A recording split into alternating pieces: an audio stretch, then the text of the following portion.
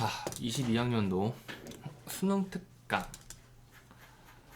과학기술 10번 질문에 3번 문제 풀어볼 건데요. 이 문제 같은 경우에는 참 너무 열받는다. 방금 전에 전부 다 풀어놓고 정답까지 다 내놓고 그 마지막 설명하다가 지금 다시 찍는 거거든.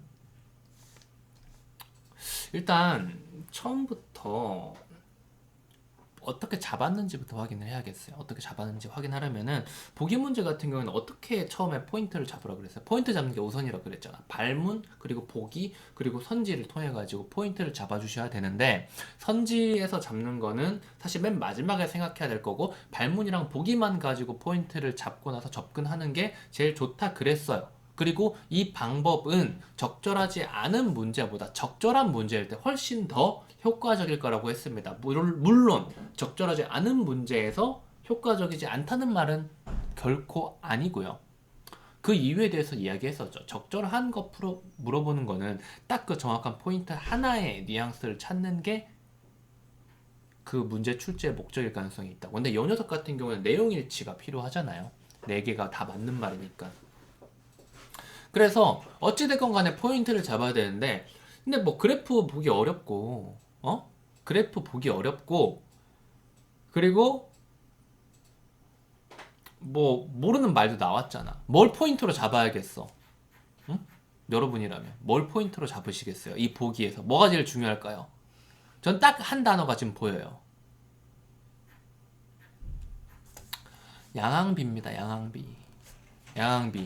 보기에서만으로 알 수 없고 우리가 지문을 봐야만 하는 개념이 바로 양항비와 양력 계수, 그리고 뭐 클린 상태, 착륙 장치 작동 상태인데, 여기서 주인공은 누구일까라고 생각해 보면은 양항비일 가능성이 굉장히 높습니다.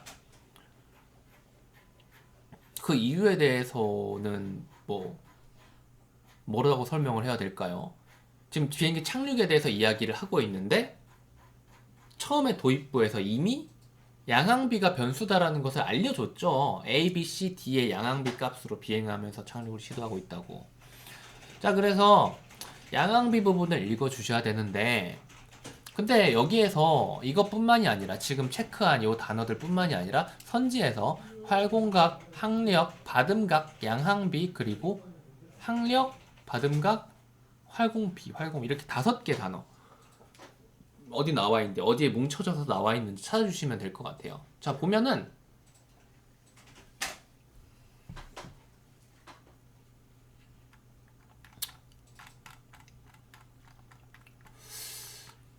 지금 2문단, 3문단이 나와 있어요. 근데 이것도 생각을 하셔야 되는 게, 봐요.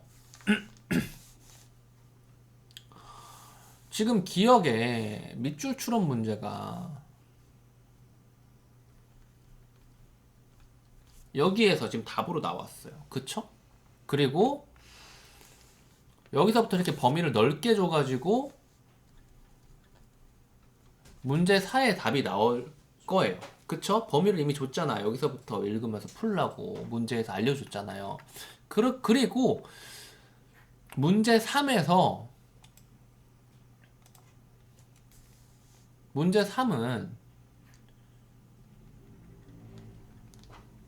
이렇게 2문단이랑 3문단에 걸쳐가지고 관련 개념들이 나와 있는데, 2문단에서 문제 2의 답이 나왔을 거란 말이죠. 그렇다는 말은 3문단에서 문제 3의 근거가 나올 가능성이 제일 높다는 겁니다. 이게 바로 평가원식 출제인데 EBS니까 그렇게 안 나올 수도 있어요. 그리고 하나 더, 1문단이 짧죠. 그리고 맨 마지막 문제 4에 해당되는 부분이 너무 길어요. 그렇다는 말은 이 내용일치 문제 같은 경우에는 특정한 문단을 그 문제를 풀기 위한 근거로 잡는 게 아니고, 지문 어디에나 하나의 선지에 대한 근거가 있을 가능성을 절대로 배제하면 안 된다 그랬어요. 그러니까 지문 어디에서든 선지의 순서와 관계없이 뒤섞여가지고 나올 수 있다는 겁니다. 그렇다는 말은 여기에 여유분이 많아요. 그러니까 여기에서 이 뒷부분에서 문제 1번에 정답 선지를 찾는 근거가 나올 가능성이 굉장히 높죠. 근데 이렇게 나왔는지는 모르겠습니다. 나왔는지 모르겠지만 그냥 구조만 보면 이래요. 그래서 1번 문제를 풀 때 이미 너무 많이 읽어야 돼가지고 살짝 버거웠을 가능성도 있습니다. 그리고 얘랑 얘는 이해를 해줘야 되는 녀석인 거죠. 근데 얘를 이해하려면 문제 3을 풀기 위해서는 사실 이 문단까지 이해를 해주셨어야 돼요. 그래서 이 문단도 읽을 겁니다. 이 문단 읽어봅시다. 자, 비행기가 착륙을 위해 일정 고도보다 아래로 내려오면 강하 비행을 할 때 뭐 곡선 형태로 비행을 하게 되는데 직선으로 나오지만은 곡선인 거겠죠? 그래서 그렇게 비행을 하게 되는데 일반적으로 안전하게 착륙하려면 활공각은 최소로 유지하고 활공비는 최대로 유지하는 게 좋다고 하는데 여기에서 우리가 예측을 해볼 수가 있습니다. 활공각이 최소로 되면은 여기서 늘어나는 것은 무엇일까요? 바로 활공거리겠죠. 활공각이 최소가 되면 활공거리가 늘어나고 활공거리가 늘어남으로써 뭔가 비율이 증가한다라고 말할 수 있는 어떠한 두 녀석의 비율. 지금 안 건든 게 이거잖아요. 고도. 그쵸? 활공거리가 늘어나면은 이 활공비라는 녀석이 늘어난다면 활공비라는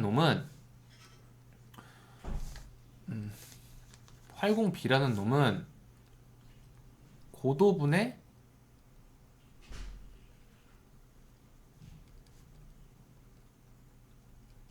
이렇게 되는 거겠죠. 이 뒷부분에 그대로 나와 있죠.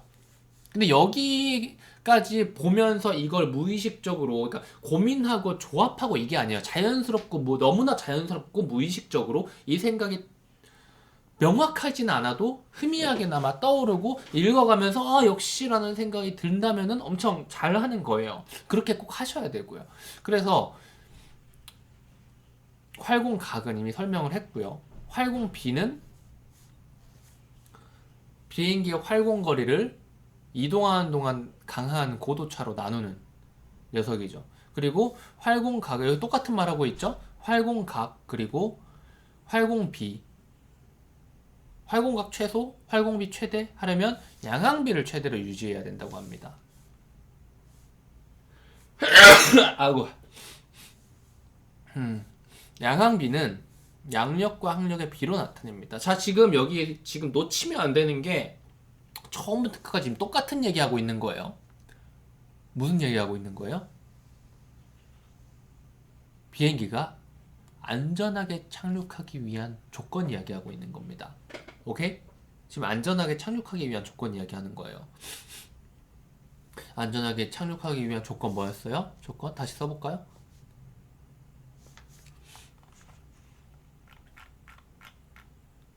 이 문제 아래다 써볼까요? 안전하게 착륙하기 위해서 조건 1번 뭐였죠? 활공각을 줄여라. 2번 그에 따라서 활공비가 늘어나는데 요건 뭐였어요?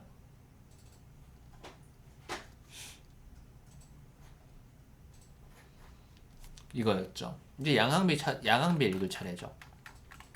양항비는 양력과 항력의 비입니다. 라는데 활공각 최소, 활공비를 최대로 하면 양항비를 최대로 유지해야 된대요. 3번. 이러려면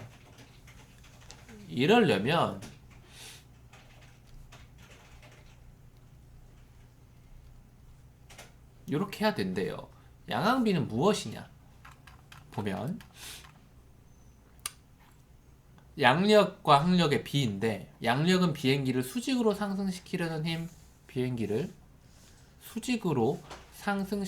힘, 그리고 항력은 비행기가 비행하는 방향과 반대 방향으로 작용하는 힘, 요렇게 보셔도 될 것 같고 비행기가 위에서 아래로 내려오면은 뭐 이런 식으로 보셔도 될 것 같아요. 어찌됐건 간에 비행기의 착륙과 역방향으로 작용하는 힘들인 거죠. 이 녀석들은. 그쵸? 그래서 이 양력이 고정되어 있을 때 항력이 커지면 요거 중요합니다.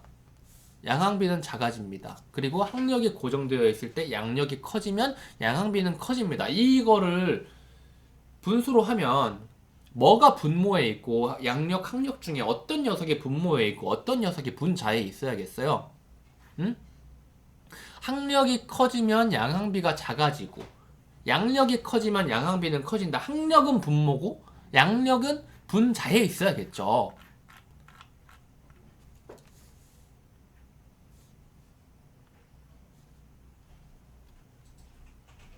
항력분의 양력이라는 겁니다. 그쵸? 그래서 활공각은 양항비가 커질수록 작아지는데 활공각은 양항비가 커질수록 작아지. 아까 지금 아래쪽에 1, 2, 3번 하면서 화살표로 양력, 양항비 그리고 활공각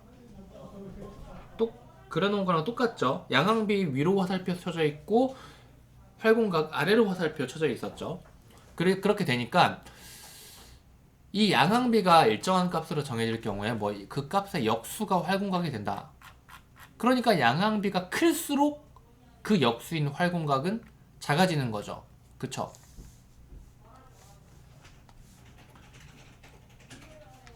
그래서 활공각은 뭐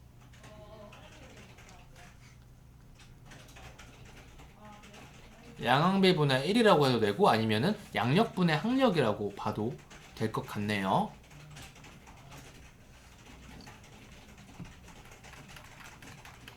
여기까지 봤을 때 우리가 지금 무슨 개념을 봤어요? 양항비, 활공각, 활공비 개념을 봤죠. 활공각 여기에만 해당하는 이 녀석들만 물어보는 이 녀석들만 물어보는 선지 뭐야? 1번이랑 5번 선지죠. 1번이랑 5번 선지 여태까지 읽은 거에서 판별이 될까요? 안 될까요? 판별 되겠죠. 그쵸? 비행기가 A의 상태일 때 그리고 C의 상태일 때 활공각이 작겠군이라고 했습니다. 활공각은 뭐와 연관이 있었죠? 양항비의 역수라 그랬어요. A 상태 그리고 C의 상태 A 상태가 양항비가 훨씬 크죠. 그렇다는 말은 A 상태가 활공각이 훨씬 작다라고 하는 거죠. 맞네요. 5번 비행기가 D의 상태일 때는 A의 상태일 때보다 활공비가 작겠군. 활공비는 또 뭐였습니까?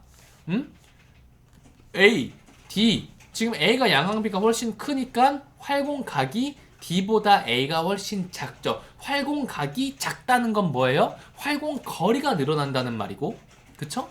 활공거리가 늘어난다는 것은 활공비가 늘어난다는 거죠. 그쵸? A가 활공비가 크고 D가 활공비가 작은 거 맞죠? 그래서 결국 답은 3문단에서 나오는 거예요. 왜?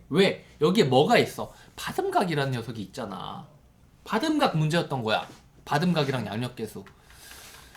그래서 보면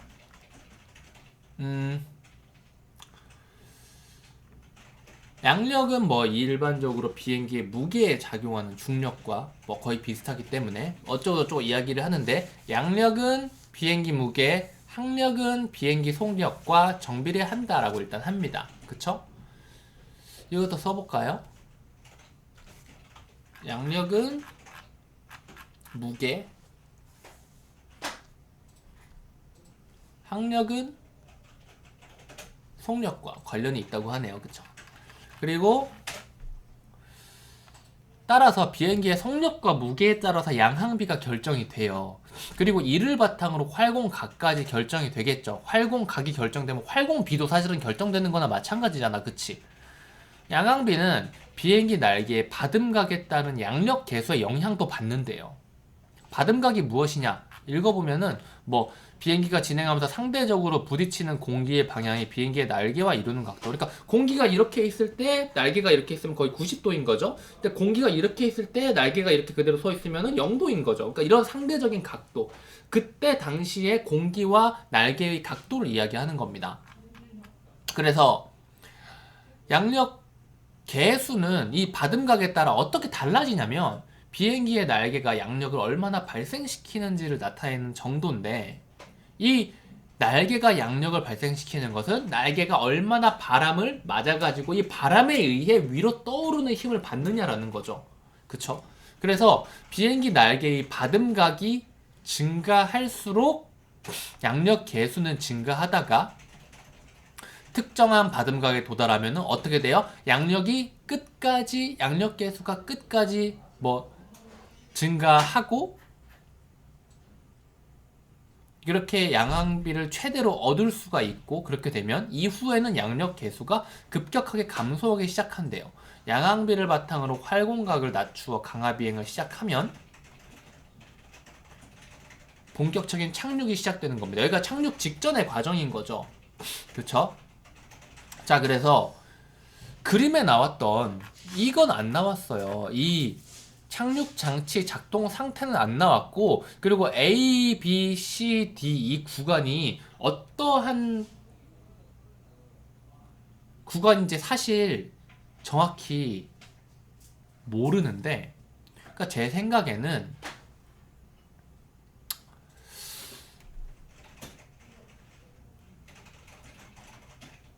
이 착륙을 하려면은 이렇게 역방향으로 가야 되는 것 같거든요. 역방향으로. 근데 이 그래프에 대해서 생각하지 맙시다. 아까 이거 설명하려다가 30분, 35분 이야기하고 지금 다시 찍는 거거든요. 이거 생각하지 말고 그냥 문제만 풉시다. 자, 비행기가 A의 상태일 때는 봐요.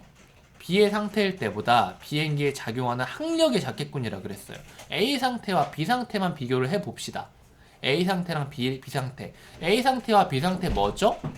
A 상태와 B 상태. 자, 봐요.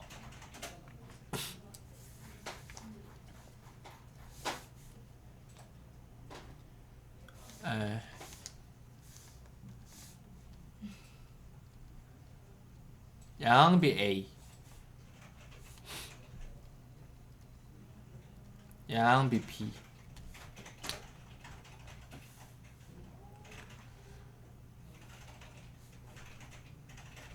항력 A, 양력 A. 이 녀석은 항력 B, 양력 B입니다. 양항비의 차원에서 A가 커요, B가 커요? A가 컸죠. 그쵸? 지금 대문자로 했는데 여기 지금 소문자입니다, 소문자. A가 컸죠. 그쵸? 근데 양력 계수의 입장에서 B가 A보다 크죠? 그쵸? 지금 이렇게 보는 게 맞는 건지 모르겠는데 맞을 겁니다. 지금 변수 가지고만 이야기를 하고 있는 거예요. 양항비. 아니, 아이씨, 이거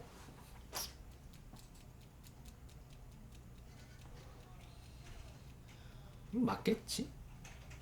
아마 맞을 거야. A와 B에서 양력 계수가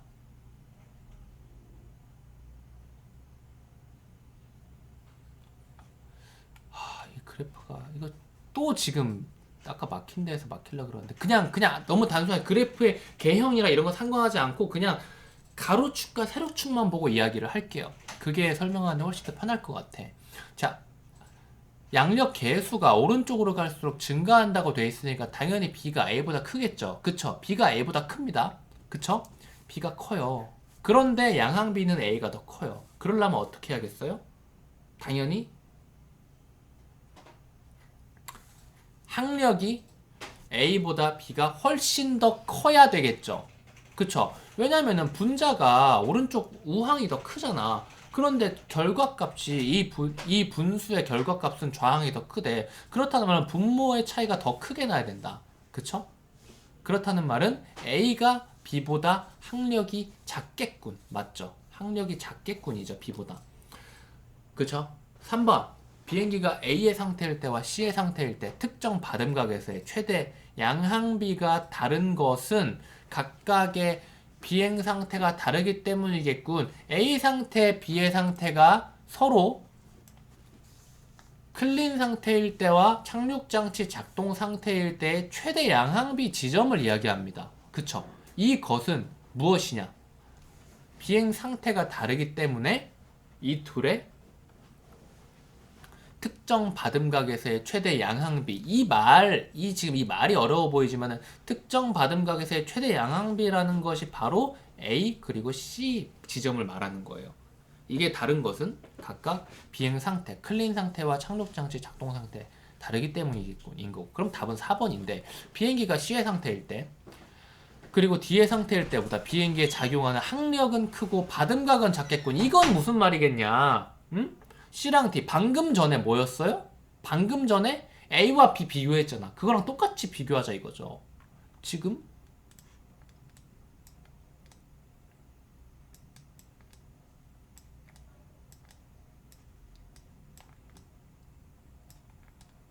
자, 자, 자, 양항비는 C랑 D 중에 누가 더 크죠? C랑 D 중에 C가 더 큽니다. 그쵸? 그리고 D 이렇게 있어요. 그리고 양력 계수는 C가 더 크죠? 양력 계수. 그쵸? 양력 계수 C가 더 큽니다. 이 양력 계수와 뭐가 관련이 있다 그랬어요? 받음각에서 관련이 있다 그랬죠. 받음각이 점점 뭐 커질수록 양력 계수가 커지고 뭐 특정 지점부터 줄어든다 그랬는데 사실 근데 이 그래프가 그 말과 연관이 특별하게 없는 것 같아요. 왜냐면 양력 계수가 줄어드는 모습을 보여주려면 양력 계수가 줄어드는 모습을 보여주려면 그래프가 이렇게 가야 되거든. 근데 그런 게 이 그래프를 둘 다 좌에서 우로 진행하는 그래프라고 생각을 하면은 양력 계수가 줄어드는 모습이 전혀 나오질 않아요.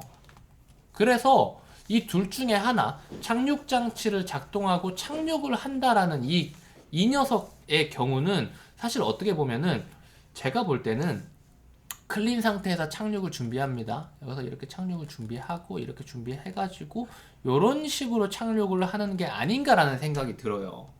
그래야 양력 계수가 줄어든다라는 이야기를 여기서 할 수가 있는 거예요.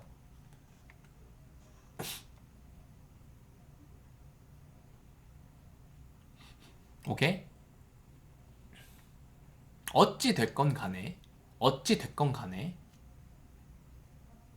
받음각과 양력 계수의 관계만 비교를 해보자 이겁니다. 이 뭐 제 예상이 맞았든 틀렸든 거랑 상관없이 양력 계수와 받음각의 관계만 보자면 D와 C 중에서 C가 양력 계수가 더 크잖아요. 그렇다는 말은 뭐예요? 아까 받음각이 점점 증가할수록 양력 계수가 점점 커지다가 특정 지점부터 양력 계수가 급격히 감소한다라고 했죠. 그래서 C의 상태는 D의 상태 때보다 받음각이 크고 그래서 양력 계수가 높고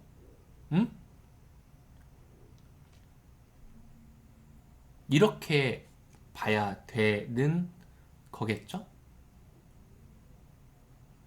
지금? 그래서 받음각이 점점 커지면서 양력계수 커진다. 근데 이렇게 보면은 제가 아까 이야기했던 요 방향으로 보는 게 사실 맞지 않는 거일 수가 있단 말이에요. 뭔지 알겠지? 뭔지 알 것 같아? 자, 보면은 요 방향으로 이렇게 가면은 받음각이 여기서부터 점점 커지다가 여기에서 최대가 됐다가 받음각이 커질수록 양력 계수가 줄어든다라는 말하고 정확하게 일치하게 되거든. 그렇다면은 C의 상태일 때 받음각이 작겠군이라는 말이 사실은 맞는 말이 될 수도 있는 거예요. 그러니까 그래프를 어떤 식으로 보느냐에 따라 가지고 달라지는데 이게 뭐가 맞는지를 모르겠다 이거죠. 그런데 이거는 이 뒷부분까지 읽고 나서 풀어야 되는가? 근데 난 뒷부분까지 읽으면서 풀고 싶지는 않거든? 그쵸?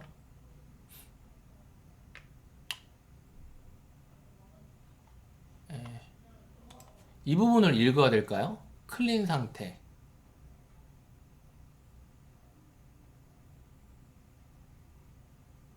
뭐 플랩. 요런 거.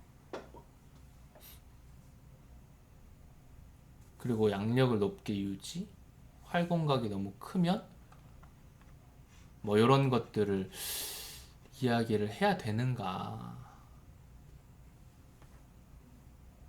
인데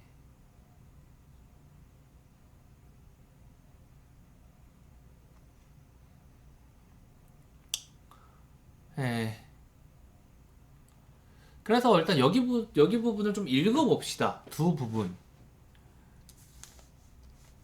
사실 답은 뭐 이미 4번으로 나온 것 같은데 답이 4번인 것만 일단 먼저 확인을 하고 답이 4번인 것만 확인을 하고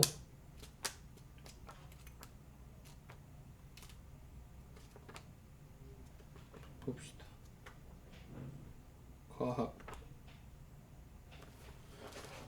10 예, 3번에 답은 4번인데